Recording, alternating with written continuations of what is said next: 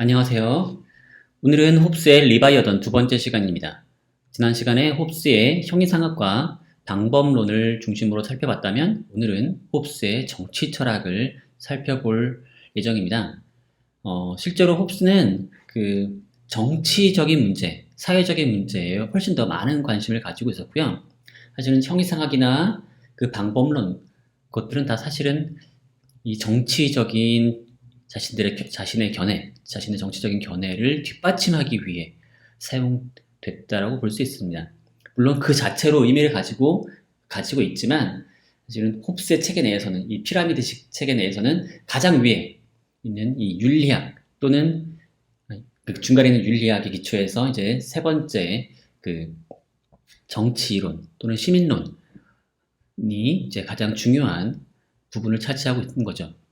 그 왜 그러냐면 이건 이제 홉스의 개인적인 그 상황과도 연결이 되어 있습니다. 홉스는 그 본인이 공포 이런 식의 얘기를 즐겨 했는데요. 공포와 나는 쌍둥이로 태어났다 라는 말을 즐겨 했다고 합니다. 왜 그러냐면 이 얘기는 뭐 사실은 약간 과장된 얘기일 수도 있는데, 왜냐면 1588년 4월에 이제 스페인의 무적 함대가 영국의 해안으로 이제 쳐들어온다라고 하는 소문이 돌았어요. 바로 그때 홉스의 엄마가 너무 놀라서 홉스를 일찍 이제 낳았다는 거죠. 홉스가 칠삭둥이로 태어났거든요. 원래는 몇 달 뒤에 태어나야 할 아이가 3달이나 일찍 태어났고, 그 원인이 바로 공포였던 거죠. 물론 이건 사실은 이게 흘러 들어 나오는 얘기를 이제 홉스가 본인이 이제 강조하기 위해서 이제 써먹었던 얘기고요.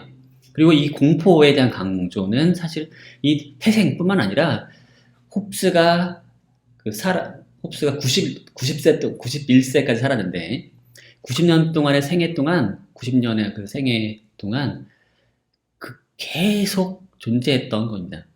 이게 가상의 공포가 아니라 실제로 존재했던 공포였고요. 자, 이 공포는 무엇으로부터 비롯되냐면 다 갈등이죠, 갈등. 사람들 사이의 갈등. 첫 번째는 종교적 견해 차이. 이제 가톨릭이 원래 있었지만 그로부터 개신교들이 나왔죠. 그리고 그 중에서도 이제 청교도가 있고, 또 한편으로는 이제 영국 국교회가 있죠. 자, 이 미묘한 차이들은 정말 저도 정확히 모릅니다. 근데 이런 종교적 갈등 때문에 서로를 죽고 죽이는 그런 일들이 실제로 벌어졌었고, 영국 내에서도 이 갈등이 엄청 났었죠. 엘리자베스 1세 때 이거를 겨우 봉합했었는데, 이게 다시 이제 엘리자베스 1세가 후손을 남기지 못하고 죽고 나서부터 다시 또 이제 갈등이 재확산됩니다. 그리고 그 갈등의 어떤 배경에는 또 영국과 다른 나라 사이의 갈등도 있고요. 그래서 잉글랜드와 스페인 사이의 전쟁이 계속 있었고요. 그리고 또 한편으로는 우리가 보통 이제 영국이라고 부르는 그 지역 내, 그 당시엔 이제 잉글랜드, 스코틀랜드, 아일랜드, 지금도 구분되고 있죠, 실제로. 그래서 축구팀은 세 개가 다 구분되어 있잖아요. 잉글랜드, 스코틀랜드, 아일랜드 사이에 전쟁이 실제로 있었고, 이 전쟁과 잉글랜드 내전이 사실은 같이 갑니다. 그리고 이 전쟁과 또 연결돼서 이제 왕실과 의회 사이의 갈등도 계속 있었고요. 그래서 왕실에서는 전쟁 비용을 마련하기 위해서, 또는 전쟁에 져서 왜 이렇게 전쟁을 못했는지, 전쟁에 패배해서 이제 전쟁 배상금을 이제 내기 위해서 뭐가 필요해요? 돈이 필요하죠. 근데 왕실 재정으로 그걸 다 감당할 수가 없으니까 세금을 거두려고 한다. 근데 의회에서는 이제 명분도 없이 세금을 거두려고 한다. 아니면 이제 왕이 실정 때문에 벌어진 일이기 때문에 우리가 어떻게 할 수 없다, 이런 식으로 막 싸우고, 그래서 의회의 허락 없이는 세금을 거둘 수 없다 막 싸우고 그랬죠. 그래서 엘리자베스 1세 다음에 있었던 제임스 1세와 의회 사이에서도 갈등이 있었고, 그 다음 또 제임스 1세가 죽고 나서 찰스 1세와 의회 사이에서 갈등이 엄청나게 있었습니다. 그렇게 벌어진 사건이 이제 잉글랜드 내전이고요. 또는 이 사건을 다른 말로는 청교도 혁명이라고 부릅니다. 청교도 혁명이라고도 불러요. 그 이유는 이 내전에 승리한 파가 청교도파였거든요. 그리고 그게 뭐냐면 의회파와 왕당파 사이의 갈등에서 의회파의 그 군을 지휘했던 크로멜이 아주 청교도적인 그런 그 종교적인 어떤 자세와 그 다음에 실제로 생활 태도를 보였었기 때문에 이걸 청교도 혁명이라고도 부르는데, 오늘날에는 이걸 청교도 혁명이라고 부르기보다는 잉글랜드 내전이라고도 많이 부르더라고요. 자, 이 내전 당시에 홉스는 누구 편이었냐면, 홉스는 일단 캐번디시 가문에 속해 있었고, 거기에 가정교사로도 있고, 거기에 어떤 자문 역할도 하고, 그쪽에 후원을 받는 신세였고, 일종의 그 객식구인 거죠. 캐번디시 가문의 객식구였던 거였고, 근데 이 캐번디시 가문은 찰스 왕실을 지원했기 때문에 자연스럽게 홉스는 왕당파에 속해 있었고요. 그리고 이 직전에 이제 홉스는 신변의 위협을 느껴서 이제 프랑스로 이제 망명을 해야 했었고요. 바로 이런 상황, 이건 사실 내전이 끝나고 나서도 또 계속됩니다. 사실 청교도 그 혁명의 승리의 주역이었던 크로멜이 이제 독재로 이제 사람들을 의회를 해산시키고 자기 멋대로 정치하다가 또 크로멜이 또 죽고, 그 공백기 이후에 다시 왕정이 복구되고, 뭐 이런 일이 이제 계속 일어났던 거죠. 정치적으로나 도덕적으로나 매우 혼란스러운 상태, 무엇이 정의인지가 분명치 않은, 죽고 죽이는 것, 그리고 가장 중요한 게 뭐겠어요? 살아남는 것이 가장 중요한 그런 시기로 생각했던 거죠. 가장 1차적인 목표는 생존이었던 거죠.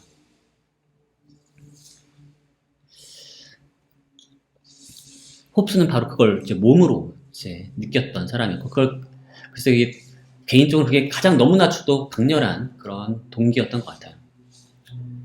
자, 이로부터 시작을 하는 겁니다. 근데 이거를 이제 공포 문제로만 딱 시작하기보다는 좀 더 일반적인 문제로 이제 시작하는 건데요. 마치 이런 거랑 비슷해요. 자신의 어떤 동기, 개인적인 동기에서 비롯된 어떤 문제가 있어요. 개인적인 문제가 있어요. 그걸 해결하기 위해서 어떤 훨씬 더 일반적인 문제로 이거를 끌어올려서 학문적으로 승화시키는 거죠. 바로 홉스의 작업이 그런 거라고 볼 수 있습니다.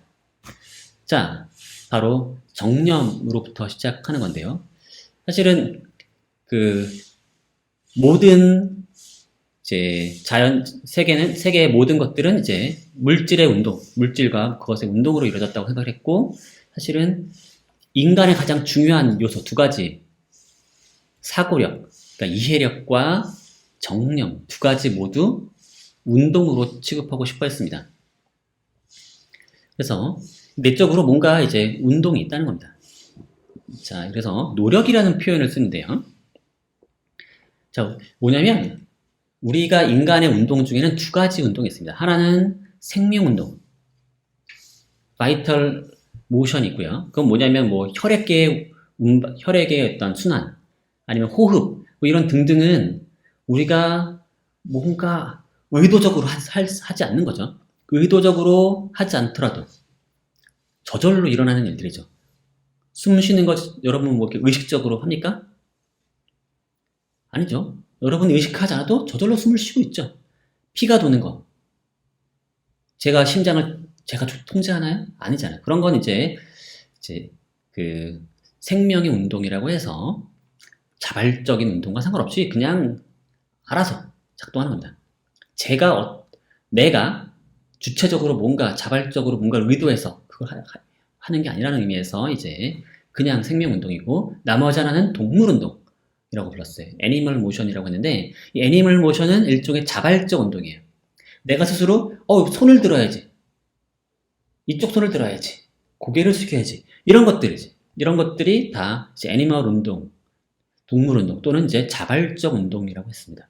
근데 이러한 이건 자발적 행위로 보이죠? 손을 들고 하는 것들. 자, 이런 자발적 행위가 일어나기 전에 뭐가 있냐? 노력이 있다는 겁니다. 손을 들어야지 하라고 하는 노력이 있는 거죠. 근데 그 노력이 뭐 어떤 신비한 어떤 비물질적인 무언가가 아니라 인체 내에서 일어나는 운동의 자그마한 발단이라는 겁니다. 근데 노력은 두 가지가 있어요. 뭐가 있냐면 하나는 다가가려는 노력이고요.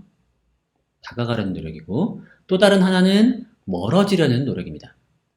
이 다가가려는 노력을 우리는 욕구라고 부르고요. 멀어지려는 노력은 혐오라고 부릅니다. 그리고 다가가려는 그 대상이 있으면 그거는 바로 사랑의 대상이 되는 거고요. 그리고 멀어지려는 대상이 있다. 그럼 그건 미움의 대상이 되는 거죠. 그래서 욕구와 혐오에는 다양한 형태가 있어요. 여기서 방금 저 봤듯이 그 대상이 분명한 사랑과 미움도 있고 어떤 뭐 슬픔, 분노 등등의 이제 다양한 감정, 우리가 감정이라고 부르는 것들이 있는데 그런 다양한 형태가 있는데 그것들을 모두 모아서 이제 우리는 그걸 정념이라고 부릅니다. 여기서 말하는 정념 영어로 패션이다. 패션. 근데 요거랑 이제 순수한 쾌락, 순수한 고통, 그건 이제 그거랑 구분합니다. 순수한 쾌락, 고통이 연결돼 있을 수 있지만 그거는 이제 순수한 쾌락과 고통은 이제 우리의 노력과는 무관한 약간은 이제 아주 그 자체로 쾌락, 그 자체로 고통이니까 그거는 정념과는 살짝 거리가 있는 거고요. 정념은 이제 뭔가 그걸 얻기 위해서 노력해야 되는 게 있어야 돼요. 그 쾌락이 목적이라 하더라도 그걸 쾌락을 얻기 위해서 어떤 그 과정이 있는 것들. 그래야만 이제 거기에 대해서 우리는 정념이라고 부르는 거고요. 어쨌든 이 정념이 인간 행동의 가장 기본적인 동기, 출발점이 되는 겁니다. 그리고 이 정념이 인간의 어떤 선과 악, 옳음과 그름의 출발점이 되는 거죠. 그래서 국가가 없다면 선과 악은 무엇에 의해서 결정돼요? 바로 욕구와 혐오에 의해서 결정되는 겁니다. 그래서 욕구의 대상은 선. 욕구할 만한 것들은 다 바람직한 선이고요. 내가 혐오할 만한 것들은 다 악인 거죠. 이거 신과는 전혀 상관이 없어요. 내 몸, 내가 좋아하는 건 선이고 내가 싫어하는 건 악이라는 겁니다. 아주 개인적인 그런 출발점을 가지고 있는 거죠. 국가가 없는 한 정의도 불의도 없어요. 옳고 그름은 오로지 개인이 좋아하고 싫어하고의 문제에 불과한 거죠. 이거 누구의 입장과 아주 비슷합니까? 스피노자의 입장과 아주 비슷하죠. 스피노자도 일단 출발은 여기서 하지만 여기서 하고 이제 윤리적인 어떤 그런 입장은 여기서 이제 출발해서 좀 더 어떻게 가야 되나? 좀 더 경건한 형태로 이제 마무리가 되는데 어쨌든 출발점은 홉스랑 스피노자랑 아주 비슷합니다. 누가 따라했느냐? 스피노자가 따라한 거예요. 스피노자가 홉스로부터 이제 영향을 받은 거고요. 바로 이런 개념으로부터 영향을 받은 게 바로 그 스피노자의 코나투스 같은 그런 개념인 거죠. 자기 보존을 위한 노력 이런 거. 그게 가장 기본으로 이제 설정이 되죠. 홉스에게서도 그게 가장 기본적인 이제 설정이 됩니다. 자, 근데 여기서 출발을 하는데 이게 어떻게 되느냐? 자, 그럼 정념이 있으면 그 다음에 이제 의지가 이제 만들어질 수 있어요. 뭐냐면 의지란 뭐냐? 행위와 그 정념 사이의 이제 계산 결과입니다. 뭐냐면 어떤 행위와 연결된 게 욕구도 있지만 혐오도 있을 수 있죠. 자, 그 행위를 함으로써 행위를 하고 싶은 마음도 있을 수가 있어요. 그걸 하면 나한테 이런 게 좋은 일이 생길 것 같아. 근데 그런 일을 하면 나한테 나쁜 일이 생기네. 그럼 혐오에 또 있겠죠. 자, 그러면 의지란 뭐냐? 그 행위와 연결된 욕구와 혐오의 총합인 거죠. 총합. 알짜 합산 결과인 거죠. 알짜 합산 결과. 욕구는 플러스, 혐오는 마이너스. 욕구는 플러스, 혐오는 마이너스라고 생각해서 다 더하면 되는 겁니다. 그 행위와 연결된 이제 욕구할 만한 점과 혐오할 만한 점을 이제 수치화해서 계산하면 되는 거죠. 자, 여기서 바로 이성이 도입되는 겁니다. 그러니까 의지와 이성이 서로 막 대립되는 게 아니라 그 홉스에게는 의지가 만들어지면 우선 뭐가 필요해요? 정념이 필요하고. 근데 정념으로 곧장 의지가 나오는 게 아니라 정념의 여러 가지 그 각들을 다 합산, 계산해야 되는 거죠, 계산. 홉스에게 추론이란 곧 계산이라고 그랬죠. 바로 여기서 계산이 이루어지고 이성적 추론을 통해서 의지가 만들어져요. 그래서 이 행위를 하는 순간 그럼 결국 나한테 좋겠네 라는 생각이 들어봐요. 그러면 그걸 하고자 하는 의지가 생기는 거죠. 자, 그렇게 생각을 하시면 되겠고요.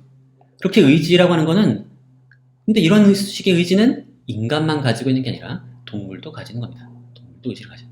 물론 인간은 훨씬 더 복잡한 계산을 할 수 있어요. 동물보다는. 왜냐면 인간은 말을 가지고 있으니까. 그건 이제 뒤에 이제 더 얘기가 할 수 있을 것 같고요. 자, 그렇다면 자발적 행위란 뭐냐? 바로 자신의 의지로부터 비롯된 행위인 거죠. 자발적 행위란 의지에서 비롯된 행위가 바로 자발적 행위입니다. 여기서 말하는 자발성, 일종의 자유 같은 얘기죠. 자유로운 행위. 그렇죠? 자유로운 행위, 자발적 행위 이런 건데요. 이거는 필연성으로부터의 자유와는 별개의 개념입니다. 이거랑은 상관이 없어요. 홉스는 자유라는 얘기를 가끔 합니다. 가끔 하는데 이 자유는 그럴 수밖에 없었음으로부터 벗어나는 그런 게 아니라 그 필연성으로부터 벗어나는 그런 자유가 아니라 그냥 내적인 의지에서 비롯된 어떤 행위가 있어요. 필연성으로부터 자유가 있으려면 원인이 없어야 되는 거죠. 자, 이런 형태의 자유는 필연성으로부터 자유는 원인을 무시하는 자유예요. 자연적 원인이 없는 자유죠. 반면에 의지로부터 비롯된 행위는 원인이 있어요. 자유의 원인이 있습니다. 자유로운 행동의 원인이 있어요. 근데 그 원인이 어디 있어야 돼요? 그 자신의 의지에 있어야 되는 거죠. 그래서 자연적인 인과 법칙과 자유로 두 가지를 이제 다 양립 가능한 것으로 생각할 수가 있는 겁니다. 그래서 보통 홉스의 자유 개념을 이렇게 말하죠. 자연적 자유. 자연과 자유가 대립된 게 아니라 자연과 자유가 서로 양립 가능한 것으로. 자유는 자연 속에 존재하는 겁니다. 자연으로부터 벗어나서 존재하는 게 아니라 자연 속에 존재하는 거죠. 그래서 그 의지가 무엇으로부터 비롯된 것이든 다 그것이 자신의 의지로부터 행위가 만들어진다면 그 행위는 다 자발적 행위예요. 그래서 탐욕에 의한 행동, 야심에 의한 행동, 욕정에 의한 행동, 기타 욕구에 의한 행동 다 자발적 행위입니다. 그런데 심지어 뭐도 자발적 행위냐? 그러한 행위의 회피가 가져올 결과들에 대한 혐오나 공포에서 비롯된 행위들 역시 자발적 행위라는 거죠. 그걸 하면 나한테 무서운 일이 생길 것 같아. 그러면 그걸 하지 말아야겠다. 이거 역시 자발적 행위라는 거죠. 너 이거 안 하면 죽여. 나 이거 해야겠다. 나 살고 싶어서. 이건 역시 자발적 행위라는 겁니다. 그래서 이게 꼼꼼하게 따져보면은 그럼 도대체 홉스에게 자발적이지 않은 행위는 또 뭐가 있는지 좀 헷갈릴 수 있습니다. 자, 일단 여기까지 시작하면 이제 정념, 그리고 정념부터 의지, 그 다음에 자발적 행위까지 정의가 됐고요. 홉스가 이게 정의하는 뭔가 단어, 개념들을 이렇게 꼼꼼하게 정의하고 시작하는 걸 되게 좋아해요. 그래야 뭘 할 수 있어요? 추론을 할 수 있다고 생각했어요. 꼼꼼하게 정의를 하지 않으면 이게 우리가 실수하기 좋고 무의미한 얘기를 하기 좋다는 거죠. 무의미한 얘기를 하기 쉬웠기 때문에 우리 꼼꼼하게 정의를 하고 이제 가야 한다고 계속 주장을 하는 겁니다. 자, 이제 본격적으로 이제 국가를 만들어 봅시다. 자, 국가가 만들어지는 걸 얘기하기 위해서 일단은 자연 상태로부터 시작을 합니다. 홉스가 말하길 인간은 본래 평등하고 그리고 평등에서 불신이 생기며 불신에서 전쟁이 발생합니다. 그래서 자연상태는 만인에 대한 전쟁 상태라고 하죠. 여기서 근데 인간이 평등하다는 말은 무슨 뜻이냐면 뭐 능력이 평등하다 이런 게 얘기가 아니에요. 개인들이 갖고 있는 지적인 능력이나 아니면 뭐 신체적인 능력 다 다릅니다. 하지만 그 차이가 어마어마하진 않다는 겁니다. 그래서 어떤 뛰어난 사람이든 누가 뭐 힘이 센 사람이든 다른 사람들의 협동을 통해서 이제 죽임을 당할 수가 있죠. 바로 그런 의미에서 평등하다는 겁니다. 그렇기 때문에 그런 평등이기 때문에 불신이 생기죠. 쟤도 나만큼 또는 쟤네들이 좀 작당을 하면 나를 죽일 수도 있다. 나에게 모욕을 줄 수 있다. 이런 불신이 생길 수 있고 바로 그런 불신 때문에 쟤가 나를 제압할 수 있고 나를 죽일 수 있으니까 내가 먼저 제압해야지. 전쟁이 발생한다는 거죠. 바로 그런 상태, 만인에 대한 전쟁 상태라는 거죠. 그래서 이런 자연 상태에서는 어떠냐? 우리 인간의 삶은 끊임없는 공포와 생사의 갈림길에서 인간의 삶은 고독하고 가난하고 험악하고 잔인하고 그리고 짧다라는 거죠. 증거가 어딨냐? 자, 좀 더 자연 상태로 보이는 아메리카의 야만족들의 삶을 보면 이런 자연 상태와 가깝다. 또 우리가 현재 살고 있는 사회에서도 이제 가끔씩 내전 때문에 이제 자연 상태로 돌아간 것과 비슷한 상황이 만들어지는데 그때 어떠냐? 끊임없는 공포와 생사의 갈림길에서 이제 매우 비참한 삶을 살게 되지 않느냐. 그리고 또 어떤 사람들은 막 엄청 짧게 살고 물론 홉스는 길게 살았지만 어떻게 그렇게 용케 길게 살았는지 저는 납득이 안 가는데 어쨌든 용케 길게 살았어요, 홉스는. 자, 그래서 이 자연 상태에서는 부당한 게 없어요. 만인에 대하여 전쟁을 하는 상황에서는 그 어떤 것도 부당한 것이 될 수가 없습니다. 무엇이든 허용돼요. 공통의 권력이 없는 곳에는 법도 존재하지 않습니다. 그리고 법이 없는 곳에는 불의도 존재하잖아요. 정의와 불의가 우선 정의되고 그로부터 법이 나오는 게 아니라 법이 있어야 정의와 불의가 생기는 겁니다. 그리고 전쟁 상태에서는 소유도, 영유도, 내 것과 네 것의 구별도 존재하지 않습니다. 획득 가능한 모든 것이 자기 것이며 자기 것으로 유지 가능한 기간 동안 자기 것인 거죠. 모든 것이 내 거지만 이게 영구적으로 내 거리란 보장이 안 돼요. 항상 불안하죠. 남이 내 걸 또 뺏어갈 수 있어요. 내가 남의 걸 뺏을 수 있듯이 남도 내 걸 뺏을 수 있어요. 사실은 내 것과 남의 것이 구분이 안 됩니다. 그럼 모든 것이 자기 거라서 그런가? 일종의 권리의 충돌이 발생하는 거죠. 어떤 물건에 대해서 소유권이 불확실한 겁니다. 나도 얘를 내 거라고 주장할 수 있고 남도 이걸 내 거라고 주장할 수 있어요. 그러면 갈등이 생기는 거죠. 권리의 충돌이 생기는 거죠. 바로 이러한 가혹한 상태가 바로 자연 상태라는 거죠. 그러니까 언뜻 보면 좋은 거죠. 모든 걸 가진 획득 가능한 모든 것이 내 거니까 얼마나 좋아요. 하지만 남들도 똑같은 권리를 가지고 있기 때문에 우리는 매우 가혹한 상태, 매우 비참한 상태가 된다는 거죠. 물론 그런 인간이 그러한 가혹한 상태로부터 빠져나올 수 있는 가능성이 없는 것은 아니다. 그 가능성의 일부는 인간의 정념에서, 일부는 인간의 이성에서 생겨난다. 여기서 이 정념은 뭐고 여기서 이성은 뭘까요? 정념은 인간이 모두가 자신의 생명과 신체를 보존하고 싶어 한다라고 하는 거죠. 이제 그게 하나의 출발점이고요. 이성은 그걸 위해서 필요한 게 무엇인지를 우리는 계산할 수 있는 거죠. 그게 이성이에요. 정념이 일종의 목적이고요. 이성은 도구입니다. 철저하게 홉스에게 이성은 도구적이에요.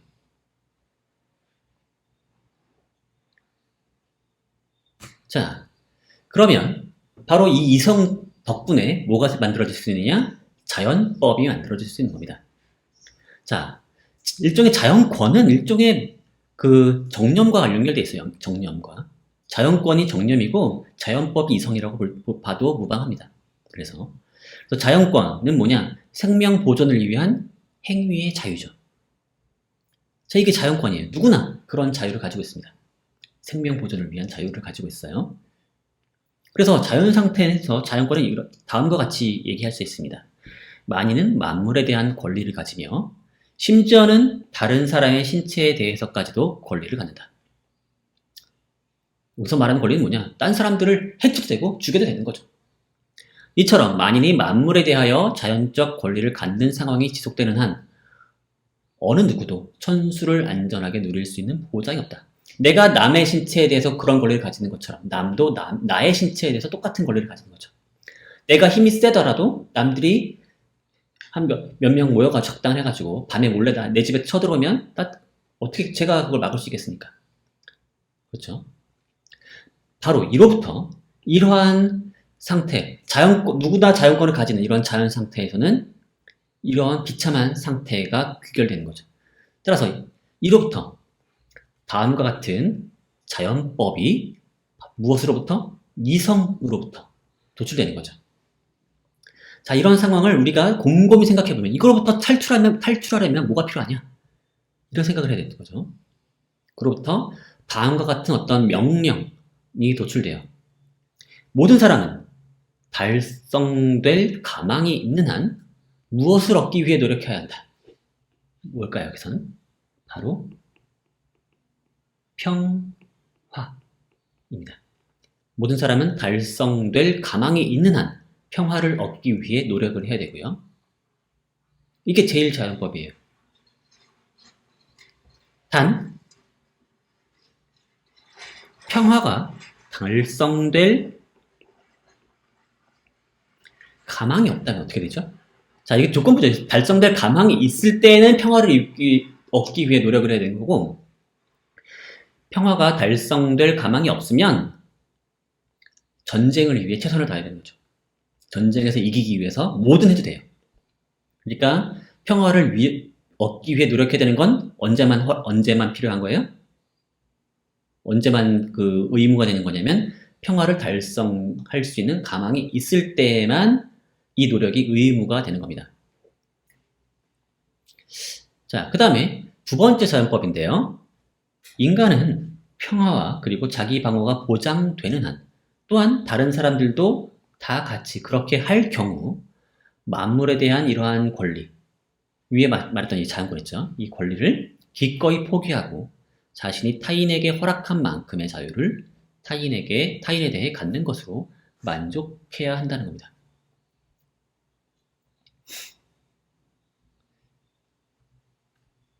자, 그래서 제2자법은 그러니까 평화가 보장될 때는 평화가 보장되고 그 다음에 자기 방어가 보장될 때에는 자신의 생명의 안전성이 보장되는 상황에서는 이런 자연권을 포기하고 이제 남들도 똑같이 자신이 남에게 허락한 만큼 자유를 타인에 대해 갖는 것으로. 그러니까 타인에 대해서 막 죽이고 이런 것들은 이제 함부로 가지지 못하는 걸로 이제 만족해야 한다는 거죠. 자, 근데 여기서 살짝 문제가 있습니다. 자, 이걸 얘기하기 위해서 권리의 양도 개념을 생각해야 되는데요. 자, 권리를 포기하는 건 일종의 자발적 행위입니다. 그래서 모든 자발적 행위는 자신의 이익을 목적으로 해야겠죠. 그렇죠? 자신의 의지로부터 비롯돼야 됩니다. 그렇죠? 이거 앞에서 얘기했던 거랑 연결되는 거예요. 모든 자발적 행위는 자신의 의지로부터 비롯되는 거고 결국 그건 의지는 뭐로부터 나와요? 자신의 이익으로부터 나오는 거죠. 그걸 하면 나한테 이익이다라는 거죠. 그걸 안 하는 게 나한테 이런 식으로 자신의 이익이 최종 이제 목적이 되는 거죠. 그러므로 어떤 서약과 어떤 표시에 의해서도 결코 폐기 혹은 양도된 것으로 볼 수 없는 권리들이 존재합니다. 그래서 두 가지가 나오는데요. 하나는 생명, 자신의 생명을 지킬 권리, 그리고 자신의 생활수단을 지킬 권리. 여기서 이 생활수단 좀 더 좁게 말해야 되는데 어쨌든 생명을 유지하기 꼭 필요한 그런 것들만 이제 지킬 수 있는 권리. 그런 권리는 이제 양도 불가능한 권리입니다. 그래서 누군가 나에게 이제 자살을 요구할 수는 없어요. 내가 무슨 죄를 졌든 뭐 법을 어겼더라도 제가 이제 법을 어겨서 사형을 당해야 돼요. 그렇더라도 저는 거기로부터 도망칠 수 있는 권리가 있어요. 그럼 도망쳐도 된다는 거냐? 그런 뜻은 아니고, 그런 뜻은 아니고, 도망을 치면 또 잡겠죠. 나라에서. 어쨌든, 도망치는 것 자체를 죄로 볼 수는 없다는 겁니다. 어쨌든 그런 얘기고요. 어쨌든 자신의 생명을 포기한다. 이런 거는 이제 줄 수 없는 거예요. 자신의 생명까지 주지는 않는다는 거고요. 자, 그 다음에 이제 권리를 포기하는 거를 이제 우리는 상호 포기하는 거를, 상호 양도하는 걸 계약이라고 부릅니다. 계약. 권리의 상호 양도죠. 자, 내가 이걸 이만큼 줄게. 나의 권리를 이만큼 줄게. 너도 이만큼 달라.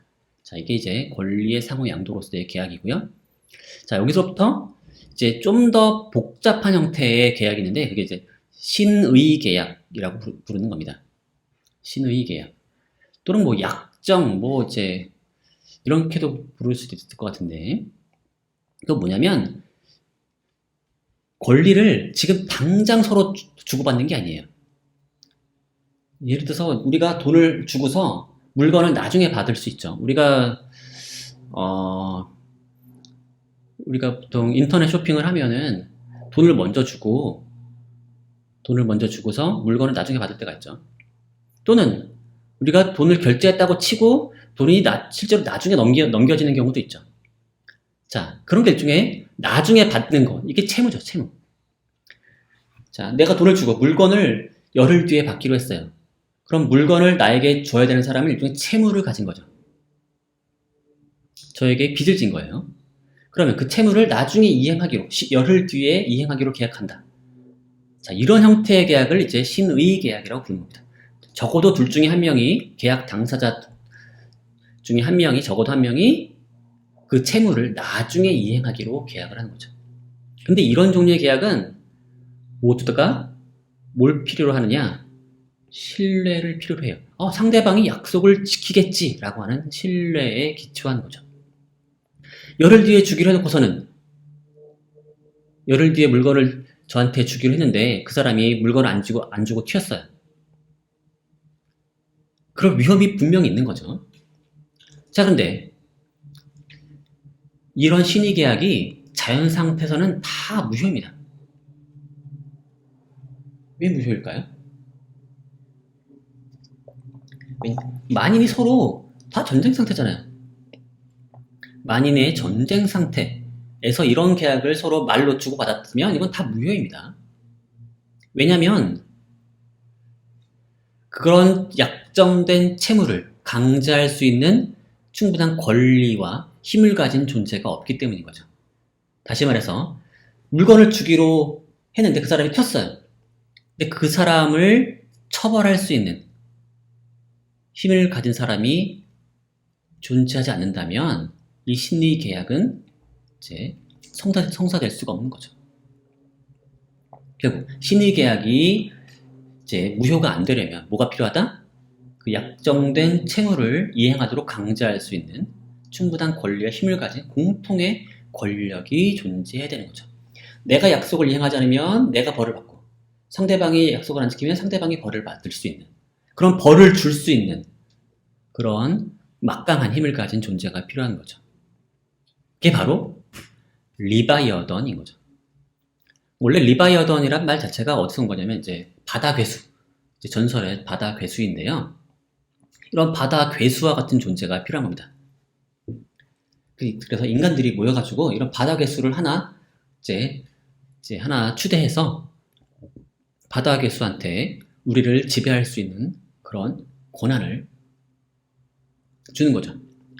자, 네가 우리를 처벌하면 우리가 처벌한 걸로 우리가 인정하겠다라는 식으로 얘기하는 겁니다. 그게 바로 국가인 거죠. 자, 자, 우리는 모두가 자기 자신의 보호를 목적으로 하지만, 자, 목적으로 하지만 자연 상태에서는 그게 이루어질 수 없다 그랬죠. 그렇기 때문에, 자, 왜 그러냐면, 자연 상태도 왜 안 되냐면, 처벌에 대한 공포가 없다는 거죠. 그래서 처벌에 대한 공포 때문에 각자가 체결한 신의 계약을 이행하고 여러 자연법을 준수하지 않은 한 전쟁은 피할 수 없는 것이다. 그러니까 전쟁을 피하려면 뭐가 필요해요? 처벌에 대한 공포가 필요하고, 처벌에 대한 공포가 있어야지 신의 계약이 제대로 이행될 수 있고, 그래야지 자연법들도 제대로 준수가 될 수 있죠. 이런 신의 계약, 처벌에 대한 공포가 이제 존재되지 않은 신의 계약 없이는 자연법은 지켜질 수가 없어요. 자연법은 일종의 이성의 명령이긴 하지만 법의 명령은 아닌 거죠. 외부의 명령은 아니에요. 내면의 명령이기만 합니다. 하지만 거기 앞에 사실 약간 조건부로 돼 있죠, 다. 남들도 지킬 거라는 보장이 없는 한, 평화가 보장되지 않는 한 어쩌고저쩌고 써 있죠. 그러니까 그게 일종의 조건부예요. 그 조건부를 만족시켜주는 게 결국 뭐예요? 거대한 막강한 힘인 거죠. 그리고 그걸 위해서 사회계약이 필요한 거죠. 사회계약이란 그래서 다수의 사람들이 자기 보호를 목적으로 특정한 사람 또는 특정한 집단의 행위와 판단을 자기 자신의 행위와 판단으로 승인하기로 약속하는 겁니다. 이걸 위해서 권리를 이제 서로 양도하는 거예요. 자신이 가진 이제 자유를 양도하는 거죠. 그래서 일종의 어떤 그 경찰권, 군대권 이런 것들을 경찰권 같은 거 있죠. 내가 남을 처벌하거나 이럴 수 있는 사적인 폭력 이런 것들을 이제 서로 금지하기로. 원래는 그런 권리를 가졌던 거죠. 내가 저 사람 마음에 안 들면 저 사람을 때리거나 죽여도 되는 그런 권리가 원래는 있었지만 더 이상 그런 권리는 누구만 가져요? 국가만 가지는 거죠. 나는 이제 더 이상 그런 사적인 복수, 사적인 폭력을 행사하지 못하는 것으로 일종의 권리를 양도한 거죠. 그래서 국가가 만들어진 겁니다. 나 대신에 내가 막 저지르는 어떤 그런 폭력 대신에 누가 대신해줘요? 국가가. 그래서 특정한 사람 또는 특정한 집단에게 그런 행위와 판단을 다 몰아주는 겁니다. 그래서 여기 보시면 다수의 사람들이 사회계약을 통해서 하나의 인격체를 세우는 겁니다. 그게 바로 국가예요. 우리 대신에 각자가 그런 권리를 행사하면 전쟁을 면할 수 없기 때문에 그거를 한 명 또는 하나의 어떤 통일된 집단에게 자신의 권리를 양도해서 네가 대신해라. 그런 권리를 네가 대신 행사하라 라고 이제 양도한 겁니다. 자, 그래서 국가란 뭐다? 다수의 사람들이 사회계약을 체결하여 세운 하나의 인격인 거죠.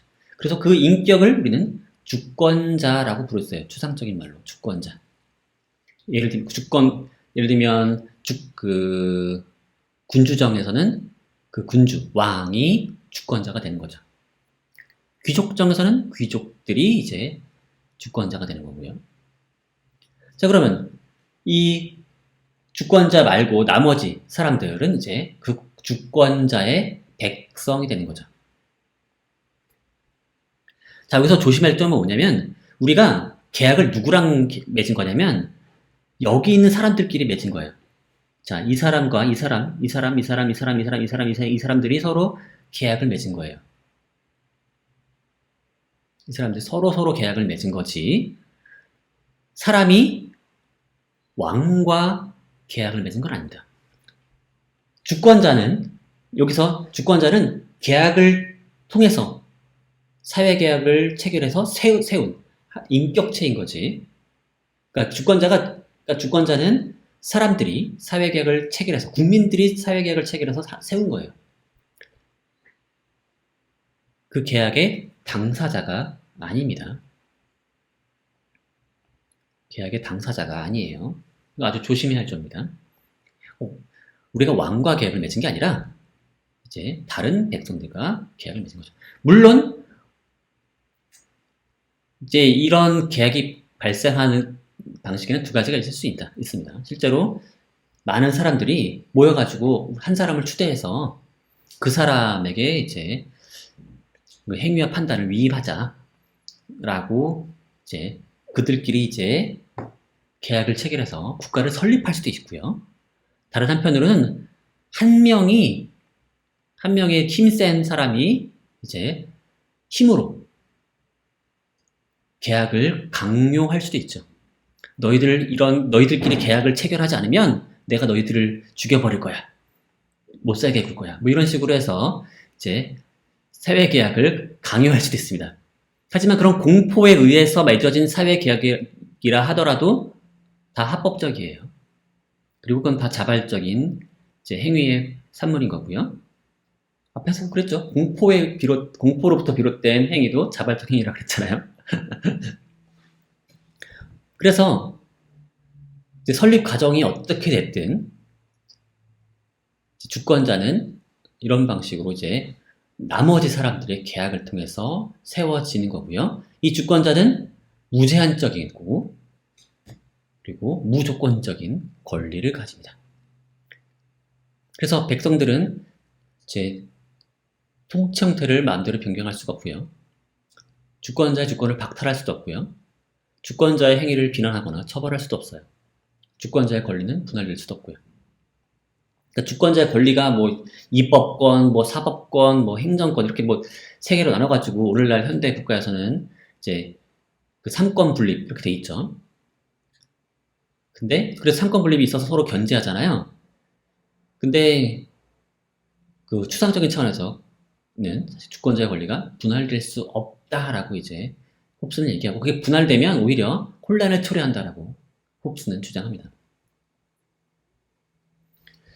자, 그러니까 주권자 마음대로 할 수 있게 만들어주는 거예요.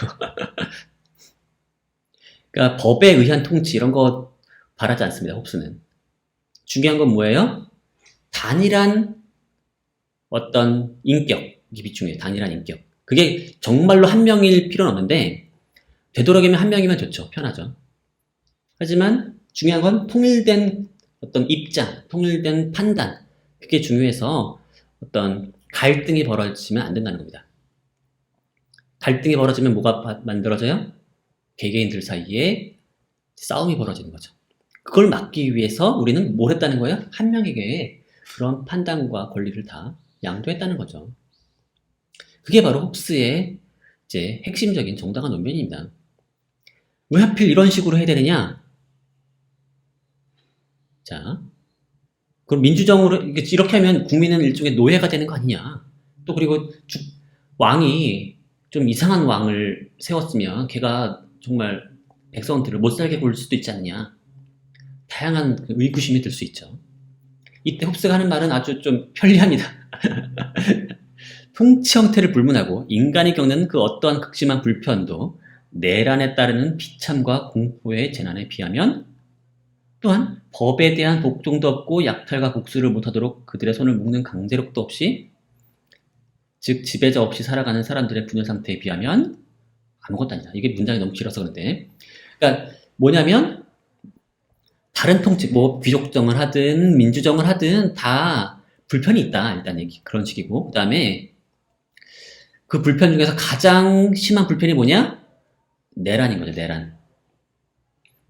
글쎄, 이게 홉스는 자기가 겪은 불편이 제일 무서운 불편이라고 생각하는 것 같은데, 이게 뭐 실제로는 다른 정치를 경험해보지 못했기 때문일 수도 있죠. 이러한 어떤 인식의 한계가 있을 텐데. 어쨌든 자기 신이 겪은 게 가장 무서운 일이라고 홉스는 주장하면서, 지배자 없이 살아갈 때의 어떤 분열 상태에 비하면, 이제, 다른 불편들은 아무것도 아니다.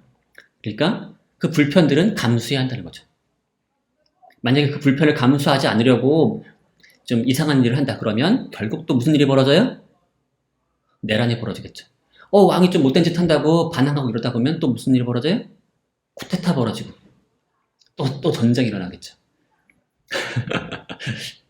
이게 뭐 너무 극단적이지 않 너무 아니 무슨 좀 반항만 하고 좀 이렇게 그러면 꼭 내란이 벌어질 것처럼 너무 과도하게 걱정하는 거 아니냐라고 생각할 수도 있어요. 근데 홉스는 그 당시 자신의 삶에서 정말로 그런 일을 겪었기 때문에 이게 너무 무서웠나 봐요. 그래서 지배자 없이 살아갈 때는 정말 그런 삶은 정말 자기는 상상하기 싫다는 거죠. 일종의 주권자가 폭정을 저지르고 하는 것들은 일종의 필요악일 수도 있는 거죠. 불편이 있을 수 있죠. 있지만 다른 내란에 따르는 불편에 비해선 세 발의 피다. 뭐 이런 얘기라고 볼 수 있습니다. 그렇다면 백성들은 이건 뭐 노예 아닙니까? 주권자 하는 대로 만들어 할 수 있는 거 아니에요? 아니다. 백성도 자유가 있다는 겁니다. 첫 번째, 공포와 자유가 양립 가능합니다. 처벌의 공포에 의한 행위들도 자발적 행위입니다. 내가 왕을 좀 비난하면 나를 잡아 가두겠지. 무서워. 왕 욕하지 말아야지. 그건 역시 자발적 행위예요. 자유로운 행동입니다. 이미 자유로운 거예요. 그 다음에 사회계약에 의해서 백성들은 자유를 가져요. 정말로. 자, 첫 번째. 주권자는 무제한적 권력과 백성의 자유는 양립 가능합니다. 어떻게 가능하냐? 주권자의 어떤 행동도 백성 자신의 행동이에요. 주권자는 백성들을 대표하는 거예요. 백성들의 행동을 위임합니다. 백성들 어떤 판단을 위임한 거예요. 그러니까 원리적으로 보면 주권자의 어떤 행동도 알고 보면 백성들의 행동인 거죠. 그러니까 주권자의 어떤 행동도 백성의 권리를 침해할 수가 없습니다. 자, 그 다음에 우리가 자꾸 주권자에 대해서 자유를 자꾸 얘기하고 그런 식의 주권자가 뭔가 자유를 억압하는 것처럼 자꾸 생각하는 왕이 백성의 자유를 억압하는 것처럼 생각하는데 그렇게 자꾸 자유를 편협하게 보지 말라는 겁니다. 우리는 주권자에 대한 자유가 아니라 오히려 주권자를 통해서 나라의 단합된 힘을 통해서 다른 나라 국민에 대해서 자유를 가질 수 있죠. 그래서 어느 나라의 국민들은 단합된 힘으로 다른 나라 국민들에게 전쟁을 저지를 수 있죠. 그런 의미에 우리는 자유를 가지고 있죠. 그러니까 다른 나라에 대해서 자유를 가지고 있는 겁니다. 우리나라는. 자, 그래서 국가 내의 자유는 최대한 얘기를 좀 피하려고 해요. 하지만 국가 간 자유가 있죠. 국가들 사이 자유가 있죠. 국가 간 자유가 있어요. 그리고 그건 일종의 백성의 자유죠. 왜냐면 국가가 곧 백성들의 뜻이니까. 물론 백성들의 뜻은 결국 주권자 마음대로라고 했지만 어디까지나 사회계약을 할 때 이미 주권자의 뜻이 우리 백성들의 뜻인 것으로 인정하기로 한 거니까 그건 국민의 자유라는 겁니다. 그 다음에 법률을 통해서 뭔가 자유를 제한하는 것처럼 자꾸 얘기하는데 법률이 모든 자유를 제한하진 않죠. 법률의 모든 사항이 세세하게 이래라 저래라 다 써있진 않아요. 법률에 써져 있지 않은 것들이 있죠. 그러면 그러니까 불문에 붙인 모든 종류의 행위는 자유롭게 할 수 있죠. 금지하지 않는 것들은 각각의 개인들이 자신의 의지에 따라서 행동할 수가 있죠. 자신의 이익을 위해서 여러 가지 행동을 다 자유롭게 할 수 있습니다. 그래서 그런 의미에서 백성들은 다 자유롭다는 겁니다. 단 자유가 법의 면제를 의미할 수는 없어요. 법으로부터의 자유, 이건 아닌 거예요. 주권자로부터의 자유, 이건 아니에요. 그런 건 허락될 수 없는 거고요. 그런 걸 의미하면 이건 파국인 거죠. 사회계약을 저버리는 일이 될 수 있습니다. 따라서 이러면 안 돼요. 그래서 백성의 자유는 어디까지나 요 안에서 이해해야 한다는 겁니다. 물론 앞에서도 말했지만 백성들이 주권자에게 넘길 수 없는 권리가 있어요. 바로 자신의 생명이죠. 그래서 백성들은 주권자의 명령 중에서 너 자신의 생명을 뺏어라 라고 하는 그런 명령은 거부할 수가 있습니다. 자살해라 라고 명령했을 때 안 지켜도 돼요. 안 따라도 돼요. 물론 안 지키는 사람을 강제로 죽일 수는 있겠죠. 그건 이제 법을 행사하는 국가의 이제 또 다른 힘인 거고요. 그건 힘으로 그렇게 하면 되는 거고, 나는 그거로부터 벗어나기 위해서 최대한 노력을 해도 상관없다는 겁니다. 탈옥을 해도 되고, 내 목숨을 살리기 위해서 남들을 죽여도 되죠. 다만 그 과정에서 결국 국가는 힘이 세니까 자신의 힘을 이용해서 결국 나를 잡아서 죽이겠죠. 그 정도의 내용입니다. 자, 이제 한번 좀 종합적으로 한번 평가를 해볼 시간인데, 간단하게만 살펴볼게요. 이 홉스의 논의를 보면은 마치 과거에 어느 순간에는 인간의 자연 상태가 있었고, 시간이 지나면서 그들이 사회계약을 체결해서 국가를 만든 것처럼 얘기를 합니다. 근데 정말로 그런 일이 일어났을까요? 정말로 인간의 자연 상태, 과거의 자연 상태는 전쟁 상태였을까요? 그리고 사람들이 정말로 모여가지고 사회 계약을 맺었을까요? 이거 다 공상 아니냐라는 거죠.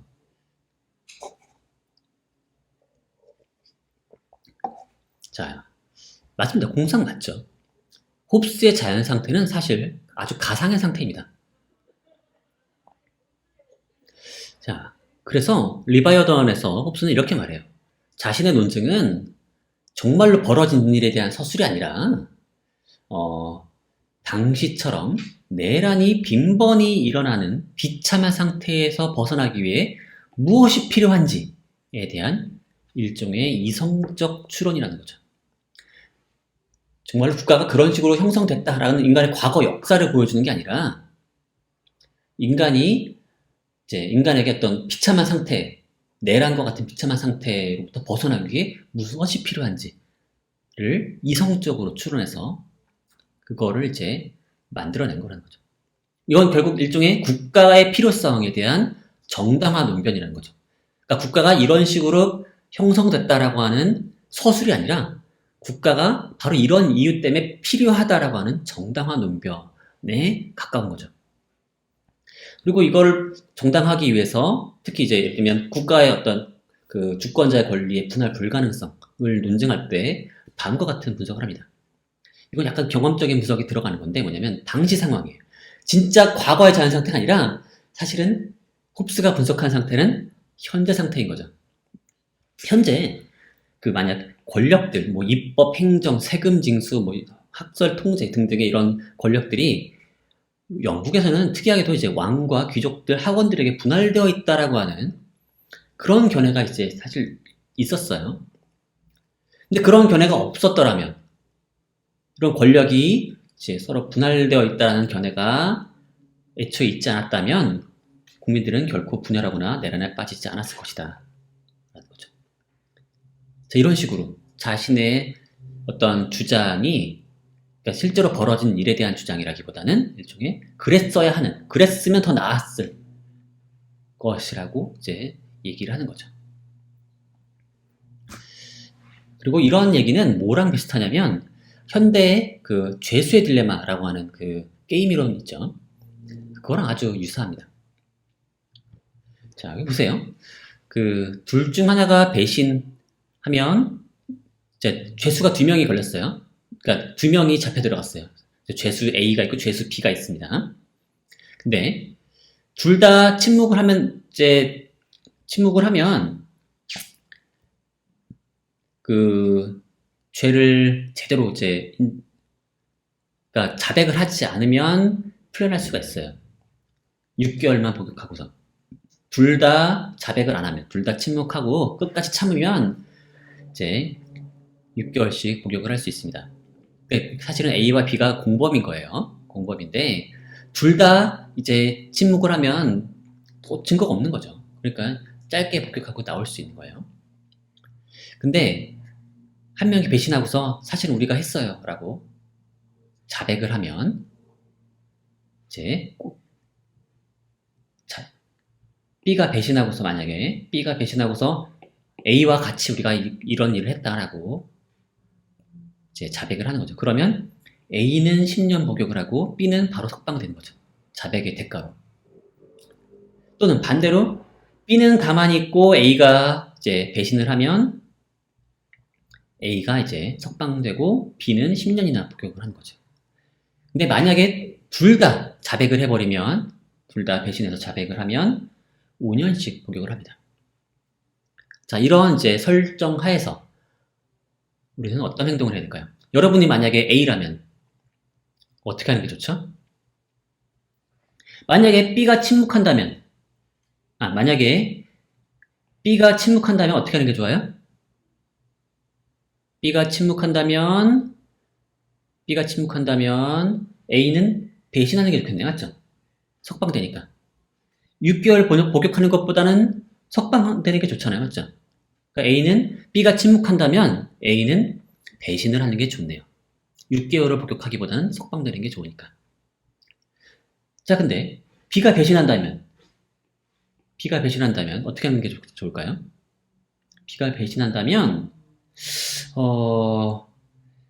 만약에 B가 배신했는데 우리가 했어요 라고 B는 자백했는데 나는 끝까지 이제 입을 닫으면 나만 혼자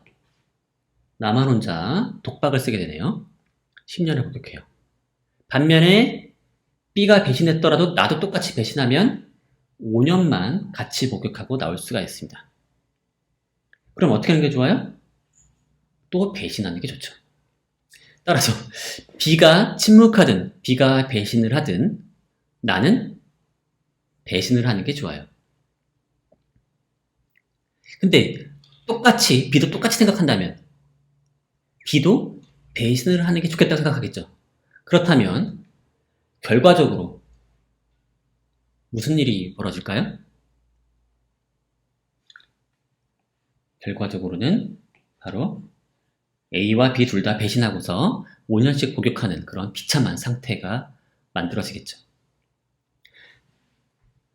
자, 홉스가 설정한 인간들의 자연 상태가 바로 이런 상태라는 거죠. 상대가 누구든 배신할 수 있어요. 상대가.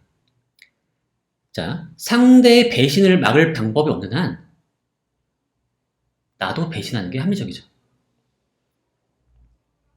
그러니까 사실은 둘 모두의 입장에서 가장 최선은 뭐예요? A와 B를 모두 몽땅 고렸을 때 가장 최선은 여기죠. 둘 다 6개월씩만 복역하는 거죠. 둘 다 이제 입을 꾹 닫고서 참으면 6개월만 복역하고 나올 수 있어요. 이게 둘의 입장에서 둘을 모두 고렸을 때 최선인 거죠. 근데 이걸 얻으려면 상대가 배신을 하지 말아야 되죠. 그리고 나도 배신을 하지 말아야 되고요. 맞죠? 그래서 이게 상대가 배신을 막지 못하면 저 혼자 독박 쓰는 거예요. 그렇죠? 물론 저는 저 혼자 배신하고자 하는 그런 욕망도 있어요. 맞죠? 그러니까 상대의 배신도 막고 나의 배신도 막을 수 있는 그런 게 있어야 되는 거죠. 그래야 이 최선의 결과를 얻을 수가 있어요. 이 최악의 결과 대신에 최선의 결과를 얻으려면 뭐가 필요하다? 강력한 어떤 규제의 힘이 필요한 거죠. 둘 다 이제 배신하지 못하는 그렇게 만드는 그런 힘이 필요하다는 거죠. 자, 홉스가 바로 이런 죄수의 딜레마와 같은 그러한 논증을 펼쳤다고 볼 수 있는 거죠. 두 죄수의 입장에서 둘 다 상대의 배신을 막을 방법이 없다면 배신하는 것이 합리적이고, 사실은 개인적으로만 보면은 남들은 다 침묵하고 나는 배신하면 좋죠. 그러면 근데 그걸 허락하는 순간 남들도 다 배신할 수도 있게 되는 거고, 결국에 이제 비참한 자연 상태에 도달하게 되는 거죠. 그래서 결국에 우리 모두의 행복을 위해서는 최선의 결과를 얻기 위해서 뭐가 필요해요? 배신의 가능성을 막아야 되는 거죠. 남의 배신도 막아야 되고 나의 배신도 막아야 돼요. 그러기 위해선 배신했을 때 강력한 처벌을 줄 수 있는 그런 강력한 권력, 힘이 필요한 거죠. 이게 이제 홉스식의 추론인 겁니다. 아주 현대식으로 이런 식으로 번역할 수도 있는 거예요. 물론 과연 이 행렬이 이제 올바른 행렬인지에 대해서 이제 이게 자연 상태를 제대로 보여주는지 논란이 될 수가 있고요. 실제로 홉스가 설정한 그 자연 상태가 너무 좀 과장된 건 아닌지 좀 고민이 필요합니다. 물론 홉스 본인은 그 자연 상태를 어디서 추론했어요? 당시 내란의 상태에서 추론했죠. 근데 오늘날 학자들은 실제로 인간의 과거 자연 상태를 훨씬 더 여러 가지에서 고민합니다. 뭐냐면 인간과 아주 근사적으로 인간과 친족 관계인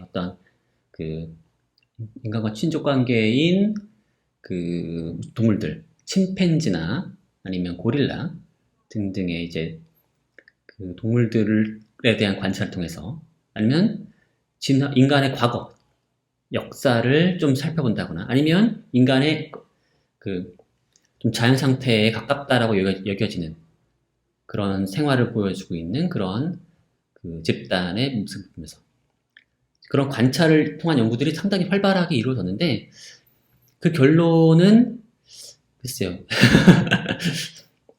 홉스의 얘기가 맞는 것도 있고 아닌 것도 있어요. 그래서 그거는 좀 또 사실 홉스의 이런 얘기가 그런 식의 연구들을 촉발시켰다고도 볼 수 있습니다. 그런 경험 연구들을. 자, 마지막으로 그러면 이제 리바이어던의 의의를 정리하도록 하겠습니다. 자, 리바이어던은 국가에 대해서 상당히 특이한 방식으로 정당화를 하는데 국가가 그 자체로 정당한 것이 아니라 무언가를 위해서 정당한 거죠. 개개인의 생명 보존, 평화를 위해 필요한 거죠. 일종의 도구적으로 정당화되는 겁니다. 도구적으로. 그리고 그 정당성의 출처는 신의 명령이나 개인의 본성이 아니라 신이 명령했기 때문에 이렇게 하라고 했기 때문에 또는 개인이 응당 그래야 하기 때문에 개인이 뭐 사회적인 어떤 본성을 가지고 있기 때문에 그런 게 아니라 개인의 이익에서 그 정당성이 기인하는 거죠. 물론 그 개인의 이익은 각자의 개인의 이익을 위해서 국가가 필요하다는 그 계산은 단순하게 딱 나오진 않아요. 왜냐면 아주 순간순간 개별적인 상황에서 벌어지는 이익은 자연권을 누리고 있는 상태가 또 오히려 나을 수도 있어요. 하지만 좀 더 장기적 관점에서 길게 추론을 했을 때 국가가 필요하다는 결론이 나온 거죠. 그런 결론은 이성을 이용한 계산으로부터 비롯되는 겁니다. 그러니까 아주 뭐냐면 근본적인 정당성의 출처는 개인의 이익이 있지만 그거를 개인의 이익을 위해서 국가가 필요하다는 중간 과정에 대한 계산은 뭐가 필요해요? 이성적인 추론이 필요한 거죠. 아주 좀 살짝은 복잡한 추론이 필요한 겁니다. 겉보기에는 정념과 이성이 서로 약간 충돌하는 것처럼 보일 수도 있는 거예요. 그래서 자, 그리고 정의와 도덕은 국가 형성에 따른 산물입니다. 그래서 국가가 없으면, 그리고 법이 없으면 정의와 도덕도 없어요. 따라서 국가가 이제 개인의 이익에 기원한다면 정의와 도덕도 역시 개인적 이익에 기반을 하겠죠. 다음에 이런 이익과 함께 개인적 이익에서부터 이런 정의와 도덕, 국가가 출발한다. 근데 거기에 한 가지 더 뭐냐면 정의라고 하는 것이 사실은 권력과 밀접한 관련이 있다라고 하는 인식이 이제 들어있는 거죠. 아주 현대사회에 대한 아주 중대한 통찰이 들어있는 거고요. 물론 현대뿐만 아니라 이제 과거의 사회에서도 적용될 수 있는 그런 통찰이고요. 그리고 사실 리바이어던에서 이러한 논증을 통해서 홉스는 무엇을 옹호하고자 했냐면 사실 군주정을 옹호하고자 했어요. 왕 한 명에게 권력이 집중된 그리고 그 왕이 모든 권력을 무제한적으로 가지고 있는 그러한 제도를 옹호했습니다. 그럼에도 불구하고 사실은 군주정을 옹호하는 다른 사람들이 홉스를 좋아하진 않았어요. 다른 사람들은 오히려 왕권 신수설 같은 걸 제도를 더 좋아했고, 홉스에게는 뭔가 깨름칙했었거든요. 그래서 이 찰스 2세를 옹립하고자 하는 그런 신하들 사이에서 홉스가 살짝 왕따가 되기도 합니다. 제가 우리 편이라고 주장하는데 우리 편이 아닌 것 같아. 라고 해서 이제 그 궁궐에 못 들어오게 하기도 하고 되게 왕따를 당하기도 했습니다. 그 프랑스에 망명하고 있던 시절에 그런 좀 시절을 보냈기도 했었고요. 오히려 재미있게도 리바이어던에 나오는 이런 논증의 형식은 군주정뿐만 아니라 다른 정치 제도를 정당화할 수 있는 가능성도 열려 있었습니다.